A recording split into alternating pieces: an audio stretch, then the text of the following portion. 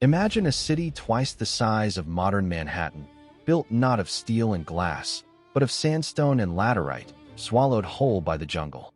A metropolis where the gods lived in mountain temples, and the lifeblood of the empire wasn't gold, but water. This is the story of the Khmer Empire and the astonishing hydraulic kingdom it built around the lost city of Angkor. I'm Ibnul Jaif Farabi, and this is Empire Builders. For 6 centuries, from the 800s to the 1400s AD, the Khmer Empire dominated Southeast Asia from its heart in present-day Cambodia. Its crowning achievement was Angkor, a sprawling ceremonial and administrative center whose most famous temple, Angkor Wat, is just one piece of a vast urban puzzle. But Angkor's true genius, the engine of its power, lay hidden beneath the soil and the forest for centuries. This was an empire of water.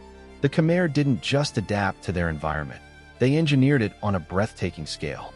Think of the tropical climate, monsoons with punishing rains followed by months of punishing drought. To feed a population that historians now estimate at nearly 1 million people, the Khmer masters needed to conquer this cycle. And so, they became hydraulic engineers without equal. They constructed a colossal, intricate network of canals, massive reservoirs called barrays, and sophisticated moats. The largest of these reservoirs, the West Barray, is an artificial lake 8 kilometers long and 2 kilometers wide. It's a feat that would be impressive today, let alone 1,000 years ago. This system was a masterpiece of control. During the monsoon, the canals channeled precious water into the giant barrays, taming floods and storing a strategic water supply. In the dry season, that water was released to irrigate vast rice paddies, allowing for multiple harvests each year. This agricultural surplus was the foundation of everything. It fed the immense population, funded monumental construction projects, and supported the standing army that projected Khmer power across the region. The water network was also deeply symbolic, a recreation of the Hindu cosmos, with the Temple Mountains at the center representing Mount Meru, and the moats and reservoirs symbolizing the cosmic ocean. But an empire built on such precise control of nature is uniquely vulnerable to nature's shifts. For centuries, the system worked brilliantly. Then, the cracks began to appear. The very ambition that built Angkor may have sowed the seeds of its decline. Deforestation for agriculture and urban expansion likely caused catastrophic erosion, silting up those vital canals and reservoirs. Maintaining such a complex, citywide machine required constant, centralized labor and expertise. And then, the climate changed. Tree ring data from the region tells a story of prolonged and severe droughts in the 14th and 15th centuries, followed by periods of intense, unpredictable monsoon rains. The delicate balance was shattered.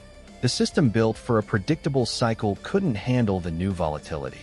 Canals ran dry or overflowed. The rice yields faltered. The spiritual contract was broken, too. If the God King could no longer control the waters, could he still be divine? Combined with the rising power of neighboring states like Ayutthaya and a possible shift in religious and trade priorities toward maritime commerce, the strain was too great. The Khmer elite eventually abandoned Angkor to the jungle, and its hydraulic heart stopped beating. There's a profound lesson in Angkor's canals.